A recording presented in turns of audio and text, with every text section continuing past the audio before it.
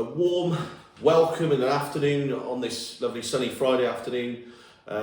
Day 2 of the Aintree Grand National meeting. Myself and Tom here doing our regular bit, our podcast for all that listen and follow. We're on the back of what I would describe as one of our best experienced days out racing yesterday, mate. Fully agree. Class day Aintree yesterday, start to finish really. Andrew got off to a flyer at Elite Tomps. I managed to be on grey dawning, so it wasn't such a good start for me. But yeah, all round great day. I mean, it was a good day on the betting front, certainly for the first few races where we sort of all got off to a bit of a flyer, and then some lovely performances. Just quickly, but don't want to scoot over them. I think some really good performances to talk about. I think Elite Tomps, the step up in trip will be the making of them of that one. I definitely don't think 2 mile 4 is going to be the limit of his exertions. You might see him as a more interesting runner next year in some of the stay and chase divisions. Maybe even he might be a Ryanair type horse. You could maybe see that, I suppose, if they did keep him at that pace. You were I think you described that as performance of the day yesterday, did you, to me? Elite Tomps, yeah. It was actually Townend's only second time on him this season, and he's won both times, so that's quite interesting. He settled him at the rear, jumped a lot better. Yeah. And I think from a long way out, he always looked a likely winner. Brilliant performance. I'd probably say it's the highlight of the day. Yeah, we rolled straight into the 4-year-old hurdle at Sergino, and although his jumping needs to be better, he just showed how much superior he is to the rest of the 4-year-old division. Yeah, I think he's class apart. Having been kept from Cheltenham, he arrived there a fresher horse in Cargies.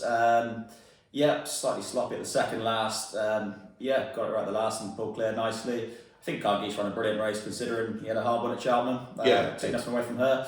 But yeah, Sergino, you're looking at Jan Hurdle next year, aren't you? And whether he's good enough to be the likes of Constitution Hill or State Man, I don't know. But or Lossiemouth, maybe. Or even Lossiemouth. I mean, if they could all be in there together, it'd be a great race, wouldn't it? It could just be hotting up that division finally after a few years in the wilderness, as far as I'm concerned. It's not really been the division to follow over the last couple of seasons, but it looks to be now with some standout performances. Then we'll move quickly on Jerry Colombe. To be fair, it's one of the most enjoyable victories of the day for us, mainly because he probably looked beat at one stage. We were sort of saying from a while out, he didn't look happy, did he? His jumping wasn't great. The further the contest went on, the better he kind of looked, better his jumping got. Yeah. I think ultimately at the line, he barely hit him, did he? And he's quite a comfy winner, really. Yeah, I think the further he goes, the better he'll be. I don't actually... he is a Gold Cup type horse. Yeah. In time, I could see him maybe being a national horse, actually. Interesting to see in time, I suppose, but... Gold Cup divisions, I think it's been one really good performance. And then one of the finishes, the best finishes of a horse race you will probably ever see. We fell on the bloody wrong side of it ultimately, and I still would love to see those, or speak to those stewards that decided that they weren't going to reverse that. But it was definitely one that they must have taken very seriously in the stewards' room, I guess. Well, they didn't announce it until actually the next race was about to start, which, the longer usually Stewards' inquiry goes on for, if you're on the second or third, it gives you a little bit of hope, but ultimately they didn't change the result around. It was the messiest couple of furlongs I've seen for a long time. I didn't quite know what it looked, to be honest, but yeah, we were on Imperi Pass, who didn't quite get there. Sorry, we were on Bob Olinger, who didn't quite get there. Crossing the line, we started celebrating a little bit, didn't we? Thinking we had. Well, I mean, I think to the naked eye, if you probably put 100 people in front of that and said, watch the finish in live time, I think probably 75 of them would say Bob Ollinger's probably got it. But on the freeze print, obviously it wasn't that case. And Imperi Pass's bigger nose got in front. To be fair, we're not here. We're never going to be on here slagging people off and this, that, and the other about their rides. That's not what we're here to do. So we won't be doing that. But I think given a chance again, Rachel would definitely keep Bob Ollinger wider of those other two with the clearer run, and I think she probably wins that race by a length. But hey ho, that's racing, and we're here for that. Take on the jet. Exactly. I'm not going to talk about everything. The next 3 races was It's on the Line, really good victory. Bounced back after getting beat at Cheltenham. Some Brutes, was it, of Paul Nichols's, won the Red Rum Chase. that was actually a nice performance. Maybe one that might be one to keep on side of for Yeah. going forwards. Done well, didn't it? And then Ben Pauling's horse in the last one, the bumper, Luna, Diva Luna. Diva Luna? Nice performance actually. Looks a thorough, big, staying type, and I think in that ground, by the time the rain had hit the rain softened ground already, it probably made it a real test of stamina. And that one got the run from the front and won nice and easily. Great day's racing, even better event, Aintree. Just before we move on and talk about the racing, recap everything. Ultimately, if we're talking about festivals, and this is maybe a highlight, if you don't go to Aintree and you bypass it for Cheltenham or for other festivals, don't bypass it for the other festivals. In our opinion, I certainly know mine and mine top, there probably isn't a better, more atmospheric winter days racing of the whole calendar, is there? Yeah, there's so much going on. It's obviously not as busy, which I personally enjoy. You're not queuing up left, right, centre for a drink, are you? And, makes a big difference. The atmosphere's great. Everyone's there for a good time. Racing is absolutely brilliant. Start to finish, I think we stopped laughing, didn't we? So. We certainly didn't. Right, moving on. This is the Saturday card. Hope you enjoy what we're going to say. Hope we get a few winners. We certainly helped you yesterday, I know. Friday's about to begin in an hour's so time. So hopefully we've helped you for the Friday, but this is focused on Saturday and the Grand National. And most importantly, we know that this might be the one day of the year that some people have a bet. So we're going to try and speak a little bit about the actual Grand National itself when we get to that point. So let's kick off race 1 with 3 miles, half a furlong, handicap hurdle. Super competitive, looks a tough one to find the winner. Which way did you go with? Well, obviously Scoutons are all out for this championship, aren't they? Last year's winner, West Balboa, arrives here again. Been slightly disappointing this season in Grade 1 company, albeit one on reappearance at Aintree very impressively. Things haven't gone planned since then. I think, back into this handicap for a mark of 141 is definitely manageable. And I'm hoping she can win it for the second time in a row. So that'll be the one for me. Yeah, West Balboa certainly catches the eye.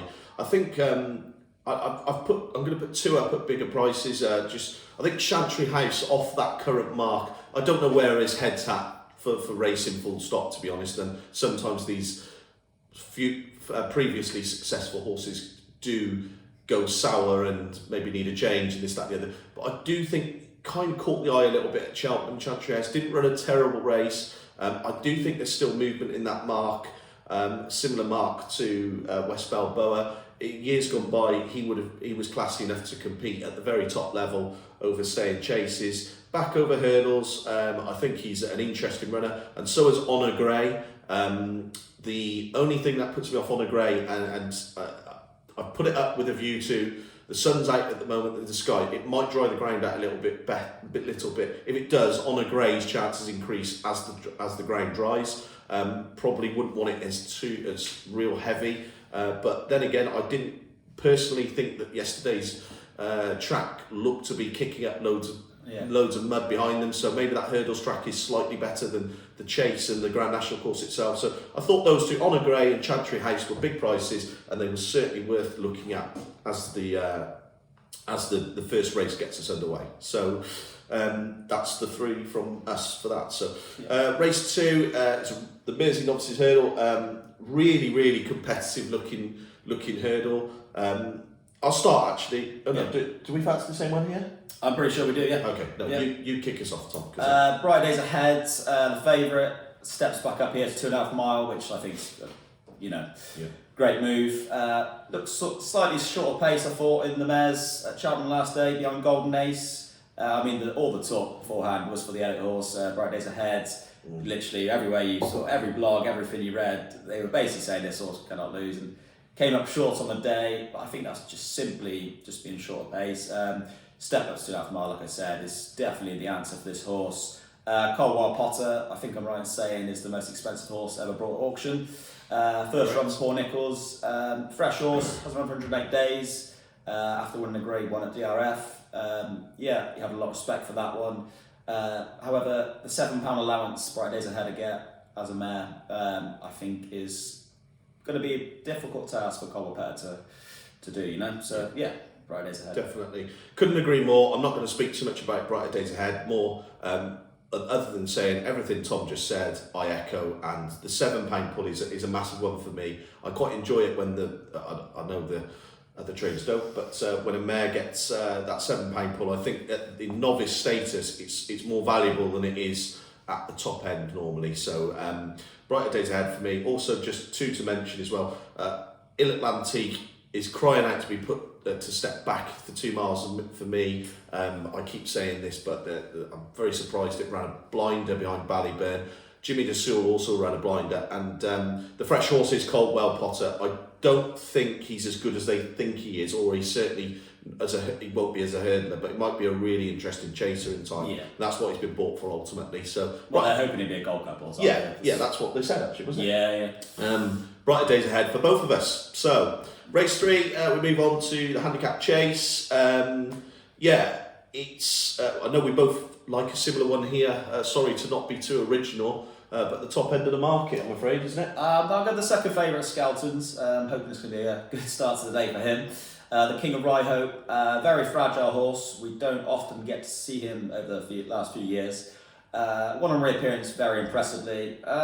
He's a strong travelling side. You wouldn't find a lot of pressure.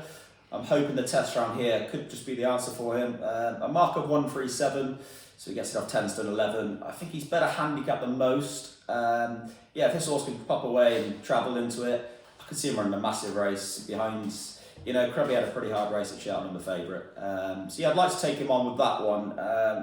The rest of the field, there's nothing really excites me. So, the King of Rye Hope. Cribbilly for me. I think that second running on to Shake Him Up Harry finally a sign that this horse might be able to win one of these handicaps properly. His jumping was a bit sketchy earlier on in the season. Shake Him Up Harry won that race really well. He runs actually on Friday.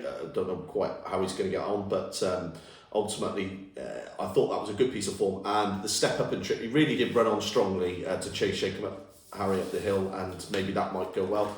And won at a reasonable price. I thought Kilbeg King ran really well in the National Novices Chase for a very long way. I thought Corbett's Cross pretty much franked that form, as there's reasonable horses in that race yesterday. Ran a blinder against probably better horses than itself, but still managed to finish fairly close up to those. Kilbeg King gets an ear off 10 stone, and although they dawdled round, it will definitely stay. And I think that it's a big price. He's probably got a squeak. So we've got on the big hurdle, stay and chase hurdle, Liverpool hurdle. We move on, race 4. What do you like, mate? Well, with no T Huppo in the race or Irish Point, etc., it leaves it wide open, this division. You've got horses that have been knocking around now for the last 5 or 6 years. They're not getting any better. We kind of know where they're at. I'm going to take a chance with Monkfish. He's been a very, very fragile horse himself. Like I said about the other one earlier, you don't see them often. However, on reappearance, he won very well. After that, he got pitched into the Gold Cup, where he pulled up. I just think back over hurdles into this division, he might just have a little bit more to give than some of the others. And I think at 12 to 1, where it's been backed in from 25 now, it could be a good each way player. In a race that. There's not really a standout horse in there now, is there? Monkfish is a class act, but like you say, it's only him being fragile that sort of makes it. It makes him that price, I suppose, isn't it? Exactly. I quite strongly fancy one in here, and I'm going to put up Botox Has for Gary Moore. I think Aintree is the sort of track that's made for this type of horse. He runs really well around a slightly tighter track. He did at Haydock, which this day and age, although a long enough straight, can be plenty tight enough in itself. He won the Kendlesham, and I think it was the Kendlesham, wasn't it? The Rendlesham, yeah. Rendlesham, Haydock, yeah. Right, that's it, around Haydock. Won that really nicely. Just has that sort of end-to-end gallop you need over 3 miles. Kept fresh, has avoided the Cheltenham Festival, whether that was for deliberate or not. I just thought that he stood out to me as one that would go really well. And from a personal point of view, I hope Crambo Banks is back for Fergal, because he said there was no real excuses for Crambo running his no sort of race at the Cheltenham Festival really. Again, it'd be a good win for a local trainer. Sorry. We'll bypass the Grand National for now, and we'll finish with that.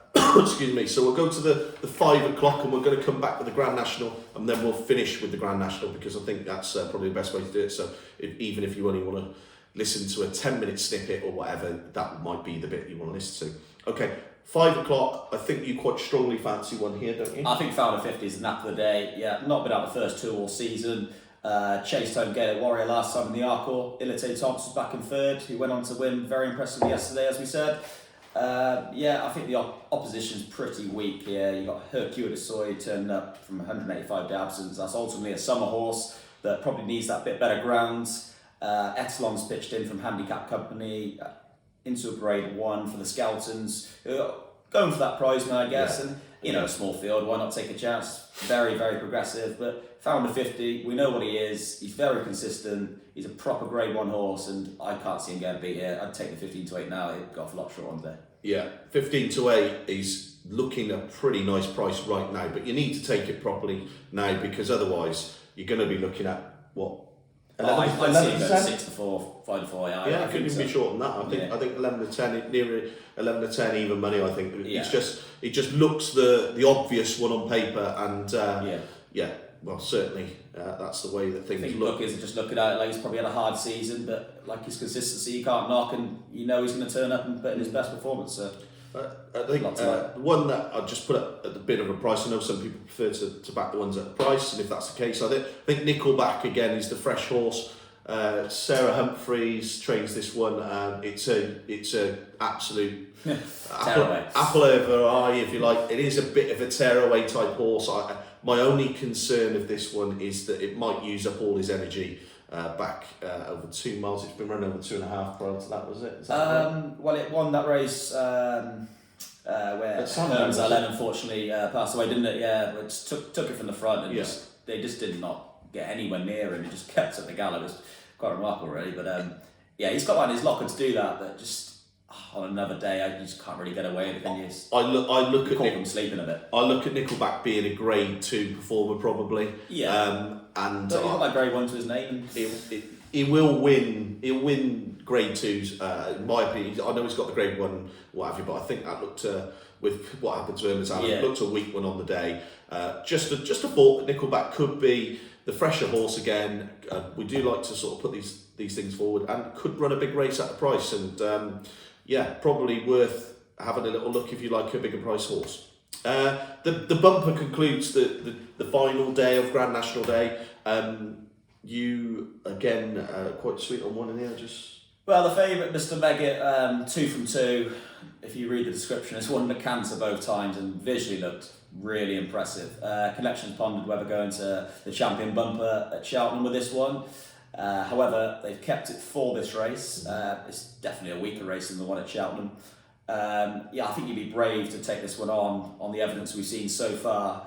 Touching on the others, I think you've got the Fergal O'Brien also in your mind as well, haven't you? Yeah. Tripoli Flyer.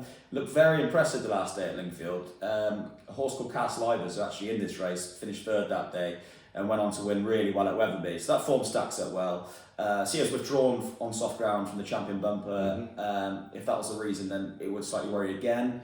Each way player, that one. Mr. Megget for the win for me. Yeah, there was some lost bets on Tripoli Flyer for the champion bumper. Not from me personally, but from others that I know had sort of spoken to Fergal about the chances of Tripoli Flyer. Obviously, Fergal can't predict the weather forecasting, so he probably did state that it would be only if the weather was right. But he does want slightly better ground, obviously, and also at these young horses early stage of their career, I think it's they're always mindful not to really destroy them and make them have such a difficult race. But I do think Tripoli Flyer will go well back, because I think the ground will dry out a bit. Ben Pauling's got another one in it. Ben won the bumper yesterday, as we've said. No questions asked. That looks a nice enough type. Ben's got a stack full of young horses this season. So I always take real keen interest when he places horses into bigger company, into open company, into Grade 1 or listed, whatever it happens to be, because he's only doing that if they're good enough. And I just feel that No Questions Asked will probably be, although a bit of an unknown, will probably be a bit of a gambled on horse tomorrow, bearing in mind, like I said, Ben Pauling won the bumper yesterday at Aintree. And then I would also echo Tom's thoughts on Mr. Mega, who looks, an absolute obvious one, but it's got all to do in this type of company. So we'll see what happens there. Right, okay, so we will flick back now. So flick back to the actual Grand National itself, and we're going to talk about it. So there could be, the Grand National is one of those races where the public seemed to capture the public's imagination, which is a brilliant thing. Horse racing is a 365 nearly days of the year industry, so if it captures you for that, then there are plenty of other days to take interest in and plenty of other great days to be involved with. But this is the one, from a jumps point of view, definitely, that captures the imagination. I love the race, and always have done. I've got loads of history. From a personal point of view, it means a bit to me for various different reasons. I know probably the same, we've already had this discussion. Yeah. Last year's winner, Korak Rambler, goes again. It's a shorter price to do so. Can he do the unthinkable and start that? I think he definitely can. Again? Yeah, I mean, it's not an absolute certainty by any means. It's a Grand National. You'd like to think anything in the race will have a chance. There's a lot of drama. I think with a clear run, however, Korak Rambler can win the race second year. A brilliant third in the Gold Cup, I thought. A lot of people would be saying, has that left a mark on him, which it possibly could have done. However, he's not been doing a lot all season. He's been training with this time of year in mind. He's a proper spring horse. We've come to life. Having won at the previous 2 Cheltenham festivals, he's proven that. I'm hoping he can do it again, and he's the one with my money would be on for an each way sort of alternative. I think Gallia de Lito for Dan Skelton. It'd be a great way for him to, if he was to win the championship. Well, that secures the championship, doesn't it? Yeah, she's a big mare. She's a good jumper. She stays well. 10-7, very nice mark to go around there. I think that's a really good each way alternative. What are your thoughts? Well, I just want to go on. I suppose let's talk about the Korak Rambler pros and cons. I think if you're talking, because people will not know a lot about this, so let's try and give them perspective. When we're saying that a horse, and this is to those that might watch this and only focus on the Grand National, when we're saying a horse has had a tough race, that might make it struggle. This race was nearly 4 weeks ago. Yeah. But when these horses are running in Grade 1 company, it leaves a mark that won't be left might not be left in a handicap chase at the Cheltenham Festival. So there's a big difference. And one of these, the biggest difference people are saying, I think they'll refer back to, Korak Rambler had a tough race and won at Cheltenham the year previously, and then won the Grand National. But I suppose we would say back to them what exactly? Well, that was handicap company then as well, and ultimately he proved a well-handicapped horse again, didn't he?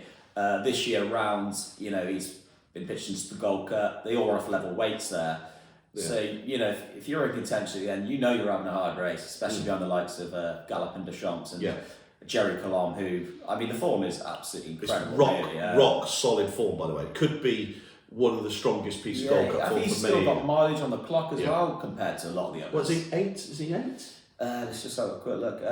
He's a 10-year-old. Oh, is it 10? Okay. Like I'm trying to get, you don't actually see a lot of him throughout the seasons, do you? I felt like he was younger because of that, Yeah, absolutely. Okay. Like I said, he's probably trained with this sort of campaign, end of season campaign in mind, isn't he? So. Okay. The other thing to sort of highlight is conditions of the Grand National make a big difference to the race itself. So a lot of people will ask this question around, why might a certain horse be back because it's soft and heavy? Well, certain horses have a particular liking to certain ground, and there's no rhyme or reason for it. Sometimes it's pedigree, sometimes it's just the way it goes. Horses prefer a certain going and they run on it, and that might be more tougher than others, for example. But there's a few in here that will definitely like soft ground. And at this time of year, we've had so much rain that it's important to look at that, because the ground on the Grand National course is still being described as heavy as of 10:30 I looked this morning, I believe. And I don't see it getting better than soft to heavy in places. So that's a thought, that's something to bear in mind, which is one of the reasons that I've put up, or we've talked about, and we've put up two anti-postponed selections, one being Nassalam. What do you think of Nassalam? Well, a very good winner of the Welsh National, where, I mean, had the race sewn up from such a long way out. The ground was atrocious that day, and nothing could get anywhere close to it. I think it won by like 40 lengths. Just going further clear. I mean, it's not going to do that here. However, like you were saying, in the conditions, confirmed stayer.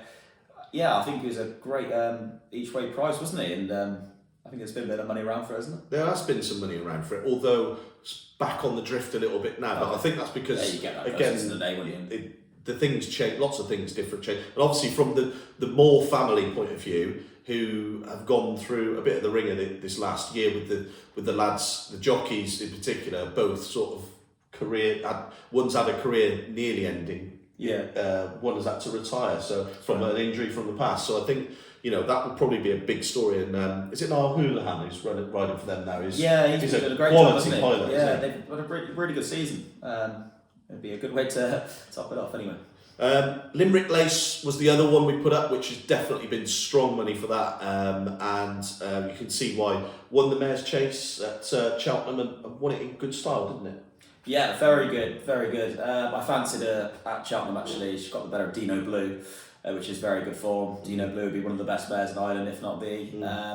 2.5 mile, obviously stepping up to the Gold Cup trip at 4 mile and a quarter is going to prove, a bit of an unknown.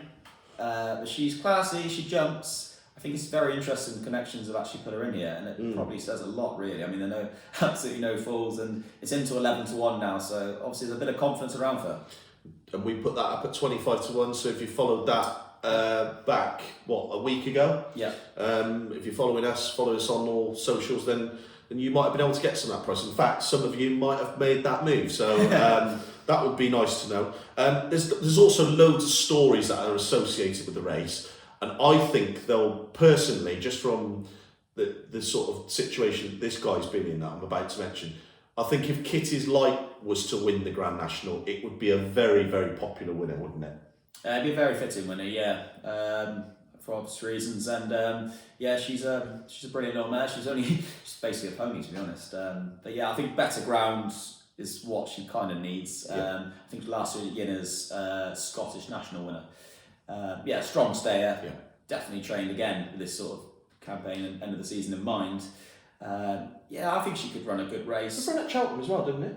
Yeah, I'm pretty sure she ran Cheltenham with the big handicaps, and I think she's midfield. Ran a cracking at race, and I think that's the thing. There's prep races and things like that, and sometimes you've got to be mindful to know what races they're running in. So Kitty's like Christian Williams, it couldn't be happier with his horse, ready for this particular race. Gets in off bottom weight, which could be a massive advantage. You probably want the ground to dry out a little bit for this one, if you do like Kitty's Light. But again, great story. Christian's had a difficult couple of years off the track, but on it, he's a great trainer, a really good trainer, and someone who will give anybody the time of day if you speak to him. Seems to be great with the media as well, which is another big plus. There's a Gold Cup winner in the field in Minella Indo, which I think she's possibly turning out, or that this horse is turning out to be the most overlooked horse in the race potentially. A Gold Cup winner in a Grand National traditionally would probably scream no bigger than 10-1 as odds-ish. But this one sort of lost its way a little bit. But I think since stepping up in trip and over the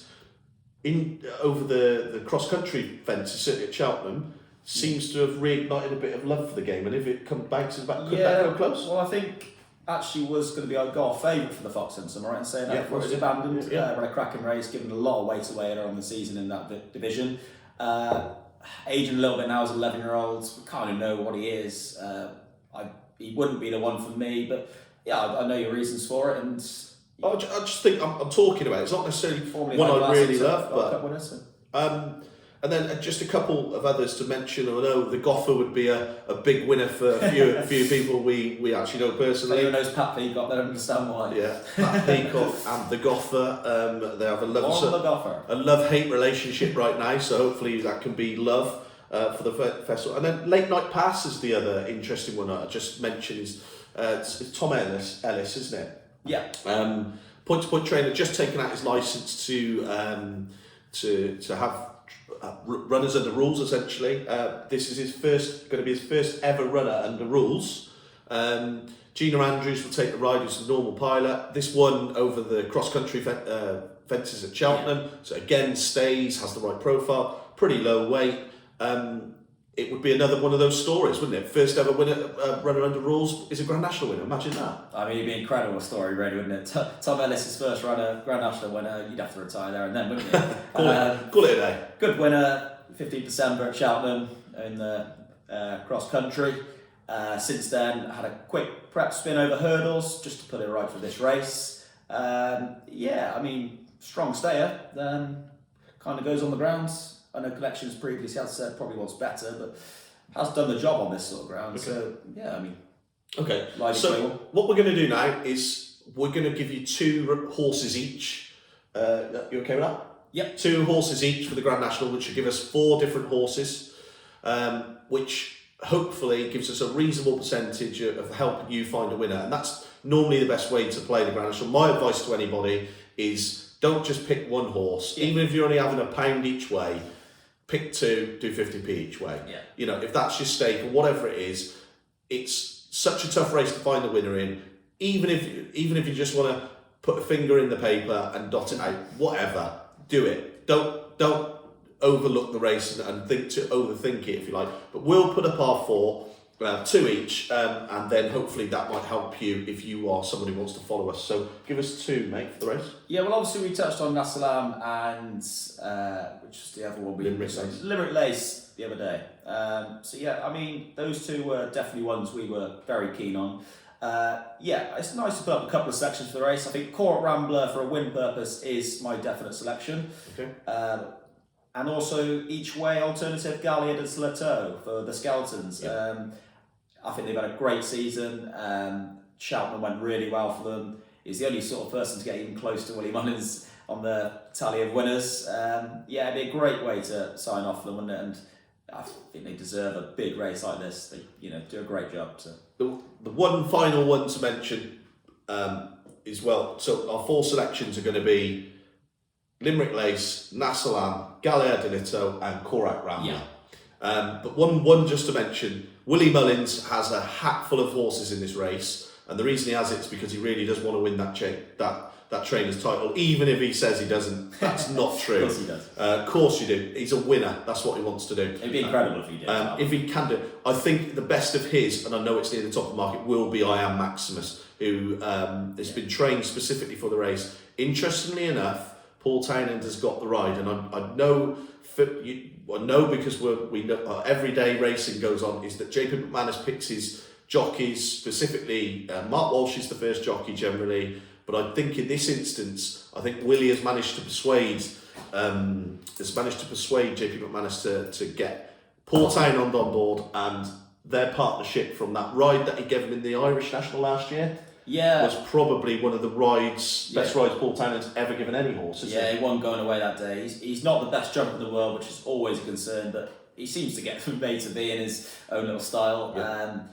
He's done some brilliant. You wouldn't rule it out. I Am Maximus. Anyway, Absolutely. Just to reiterate, our 4 for the actual race itself: Corac Rambler, Galliard Delito, Limerick Lace, and Nasalam.